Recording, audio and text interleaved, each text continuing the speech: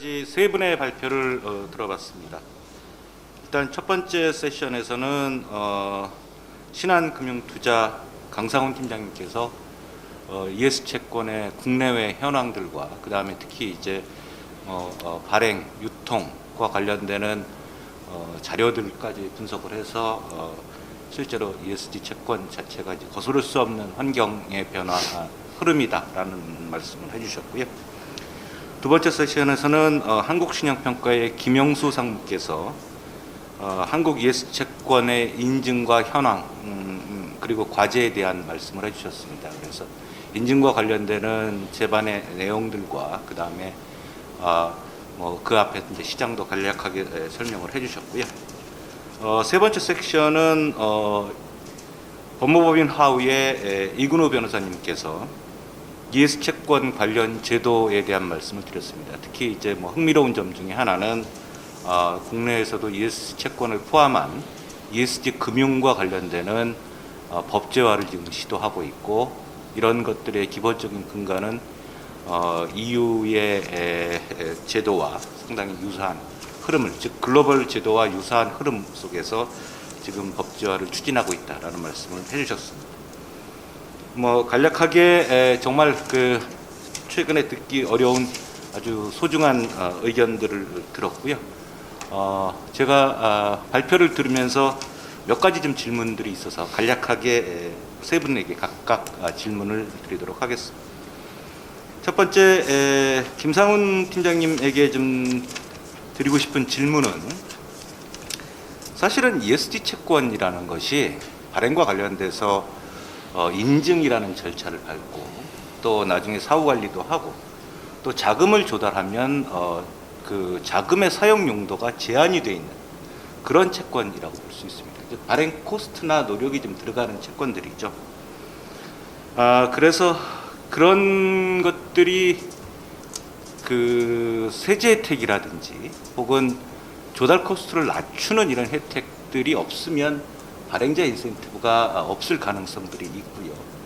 거꾸로 그렇다면 수익률이 낮은 부분이잖아요. 투자자들의 입장에서 여기에 투자를 강제하거나 인포싱하지 않으면 사실은 투자의 메리트가 별로 없지 않느냐 하는 부분이죠. 그래서 과거에 이런 유사한 논문들을 분석한 논문들을 들여다보면 ESG 채권의 투자에 특별한 수익 효과가 있다라는 연구도 있고 없다라는 연구도 있고 그런 부분들이 좀 있는데, 그래서 과연 사실은 ESG 채권이 투자의 장점이 뭔지 하는 부분들을 좀 한번 설명해 주시기 바랍니다.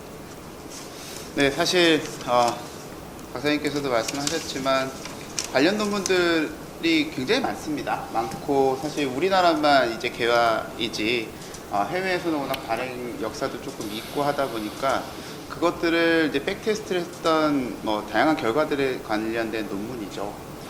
근데 절반이었던 것 같아요. 효과는 별로 없다, 그리고 조금 있다, 이런 정도의 의견이 좀 나뉘는데, 실제 우리나라에서도 아까 제가 말씀드리긴 했지만 데이터가 워낙 짧습니다. 그래서 결론적으로 이야기하기 좀 그렇고 왜곡이 있을 수 있다라고 말씀을 드렸고요.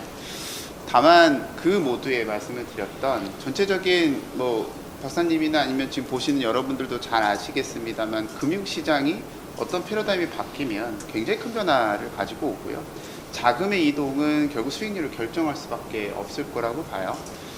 실제 과거에도 그랬던 사례들이 있었고, 비단 이런 사례뿐만 아니라 그 외에 어떤 규제라든가 제도의 변화들이 사실 수익률을 변화시켰던 사례들이 꽤 많습니다. 예를 들면 사실 2013년 말에 있었던 어떤 공공기관 정상화 법안, 이런 것들 때문에 사실 우리가 알고 있는 공사채 스프레드나 은행채 스프레드가 지금 우리가 경험한 거랑은 다르게 변화됐었거든요. 거기에서 힌트를 좀 얻을 수 있지 않을까 생각이 들어요. 지금 많은 투자기관들 MPS를 필두로 이쪽에 투자 자금을 넣으려고 고민들 많이 하고 계시죠. 그 합리성은 이제 아까 변호사께서도 말씀하셨지만 다양한 법안들이 일어나면 더 적극화될 텐데, 지금 현재로서는 그쪽 방향이 맞다라고 하고 있기 때문에 투자는 그쪽으로 몰릴 겁니다. 그럼 자연스럽게 이 가격에 영향을 줄 것이고요. 이는 투자뿐만 아니라 발행하시는 분들한테도 지대한 영향을 주지 않을까라고 저는 생각을 하고 있습니다. 뿐만 아니라 이건 진짜 말 그대로 숫자에 대한 영향도일 텐데 그 외에 정성적인 영향들도 굉장히 클 거예요. 특히나 발행사들 입장에서는 사회적인 기여를 하고 있다라는 이런 그 재무적이지 않은 영향도 굉장히 클 거라고 보고요. 과거에 그런 사례가 있었죠. 2014년도에 2010년도에 이제 BP 그 디버트 버라이즌호 사태도 사실은 그때 이전까지만 해도 BP가 굉장히 좋은 퍼포먼스를 냈었어요. 근데 그 이후에 벌금을 190억 달러를 냈었던, 사실 이런 비재무적인 요소가 재무에 영향을 지대하게 주는 사례들이 굉장히 많았었어요. 당연히 기업들 입장에서는 이런 흐름에 따라서 본인들도 고민할 수밖에 없다라는 겁니다. 이런 비재무적인 영향들도 충분히 제가 생각했을 때는 사실 자본시장에 상당히 좋은 영향을 주지 않을까 생각하고 있습니다. 뭐 세금 관련된 이슈는 나중에 좀 나오지 않을까요? 네. 제가 그거에 대해서는 네. 이게 뭐 세금 관련 이슈는 그러니까 혜택과 관련돼서는 같은 법안이긴 한데요. 아까 말씀드렸던 기후위기 대응을 위한 녹색금융 촉진 특별법안에 보면 그런 채권이 위에서 말한 녹색 채권하고 사회적인 채권, 그다음에 기타 사회 책임 투자를 관련된 채권인데 그런 채권은 소득세법이라든지 법인세법의 대상에서 제외를 하는 그런 식으로 한시적이긴 하지만 2025년 12월 30일까지 유효하지만 일정한 그때 세제 혜택을 주는 걸로 법안은 되어 있습니다. 네, 감사합니다. 좋은 답이었고요. 두 번째 질문은 김영수 상무님한테 좀 드리고 싶은데요. 사실은 아까도 발표에서 말씀드렸습니다만 ESG 채권에 대한 인증 기관들이 그동안의 역사 속에서 굉장히 다양한 기관들이 이루어졌고 또 인증 기준도 각각의 기관별로 좀 차이가 있고요. 심지어는 신용평가사들의 ESG 채권과 관련되는 이런 인증 심벌들도 뭐 각자 서로 좀 다르죠. 물론 기본적인 프레임은 굉장히 같은데 뭐 이러다 보니까 사실은 투자자들의 혼돈도 있었고 그래서 아까 이 변호사님도 말씀하신 것처럼 녹색금융촉진법이라는 법에서 이런 것들조차도 이제 좀 약간 통일화한다든지 아니면 기본적인 기준을 맞춘다든지 하는 것들의 움직임이 있는데 사실은 장단점이 좀 있을 것 같거든요. 그리고 또 먼저 그 평가를 시작했던 한국신용평가 입장에서 보면 다른 쪽이 우리 기준에 맞춰야 되는 거 아니냐 하는 또 주장도 할 수 있을 것 같고 그래서 사실 그 기준의 균질화와 그 서로 간의 차이 뭐 이런 것들이 왜냐하면 사실은 이 ESG 채권의 인증이라는 게 기본적으로 보면 재무적인 요인들 이외의 요인들을 주로 평가하고 그것에 근거해서 판단하는 것들이죠. 그래서 그런 부분들이 장단점을 좀 한번 말씀해 주시고 두 번째는 사실은 저도 좀 우려되는 부분 중에 하나는 이 평가도 코스트가 드는 부분인데 지금 이제 물론 지금은 닥치지 않았지만 녹색 채권들의 중요한 요소 중에 하나는 나중에 해당 자금들이 제대로 쓰였느냐 하는 모니터링 부분이라고 생각이 들고요. 근데 제가 수수료 체계를 보니까 사후관리 수수료는 전혀 없더라고요. 그래서 그런 측면에서 과연 피저블하냐 하는 부분들의 질문을 드리도록 하겠습니다.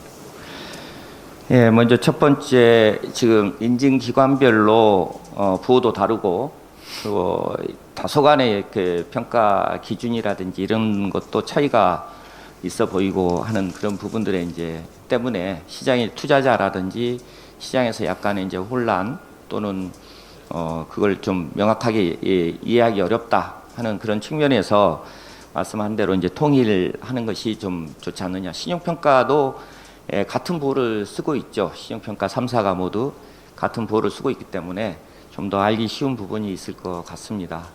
그래서 지금 신용평가 기관별로 쓰는 부호는 지금 초기에 지금 이전에 신용평가라는 제도는 감독원이나 이제 금융위에서 주도해서 그 제도를 신용평가 제도를 만들고 또 신용평가 기관이라든지 평가에 대한 모든 그런 기준들을 정부 차원에서 중심을 잡아서 이렇게 제도하고 그걸 기준을 잡아줬는데 지금 ESG 관련해서는 아직 이게 거의 자발적으로 각각 참여하다 보니까 어떤 통일된 기준이라든지 통일된 부호 뭐 이런 것들에 대한 논의가 없었습니다, 지금까지. 그러니까 저희가 먼저 작년에 일찍 준비해서 준비를 지금 발표를 했지만 그 뒤에 다른 회사들이 하면서 똑같은 형태로 할 수는 없기 때문에 아마 저희도 이제 사전 정부하고 논의해서 한 건 아니고 저희 주주사인 무디스와 협의를 해서 방법론과 부호라든지 이런 걸 결정을 한 게 그 내용들의 모든 것들이 이제 저희 독자적인 내용이죠. 타사에서 그걸 그대로 쓰기는 아마 여러 가지로 문제가 있었을 것입니다. 그래서 타사에서도 평가 방법론도 거의 유사하나 뭐 유사할 수밖에 없는 게 이제 국제 기준이나 가이드라인에서 정하고 있는 것들이 통일되어 있는 기준이 있기 때문에 그 범위에서 이제 비슷하지만 부호라든지 이런 걸 이제 동일하게 쓸 수는 없었을 겁니다. 앞으로 아마 이제 시장의 어떤 이해라든지 그 신용평가처럼 그런 부분이 필요하면은 좀 통일되게 하기 위한 논의를 정부 감독원이든 어떤 규제 기관들을 통해서 그런 논의들을 해가지고 해갈 수 있을 것으로 봅니다. 지금 뭐 현재 장점이라기보다 장점은 이제 각각의 기관별로 차이를 줘서 그 기관별의 어떤 차이점, 특징을 보여줄 수 있겠지만 또 통일을 했을 때 장점이 또 훨씬 더 신용평가에서 나타났듯이 통일해서 인정 기준이든 부호든 통일해 가는 것이 좋을 것으로 생각이 됩니다. 평가 비용 코스트와 관련해서는 지금 원칙적으로 저희가 설정한 거는 지금 사전 평가 수수료, 그다음에 사후 평가 수수료 구별이 되어 있습니다. 그리고 사후에도 지속적으로 그거에 따라서 내용에 따라서 그 비용의 차이가 큰데 지금은 저희가 작년 7월 1일부터 시행을 했고 그 초기 단계에서 지금 현재 시장이 작년에 거의 회계법인 중심으로 진행을 했었습니다.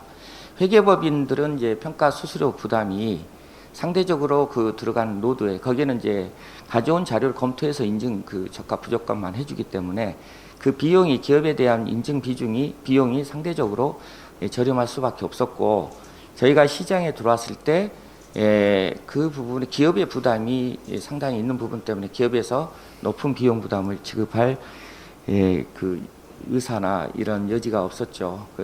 그리고 제도 초기에 높은 비용을 할 수가 없어서 어느 정도 지금 할인하고 있는 형태라고 보시면 되겠고 지금 정부에서는 이 지원 제도를 지금 고려하고 있습니다. 기업의 발행 비용의 부담을 완화시켜주기 위해서 발행 수수료에 대한 지원 제도를 정부에서 확립을 하게 되면 아마 점차 수수료를 정상화하고 특히 사후 관리 부담에 대한 비용을 정상화하지 않으면 사후 모니터링의 정상적인 철저한 검증이 어려웠기 때문에 지금 정부와 논의에서도 사후 모니터링, 사후 평가에 대한 비용에 대해서도 지원이라든지 또 강화 뭐 이런 부분들을 같이 모색하고 있기 때문에요. 향후에 저희도 사후 모니터링 평가에 대한 비용은 이제 점차 늘려갈 예정에 있습니다. 예, 감사합니다.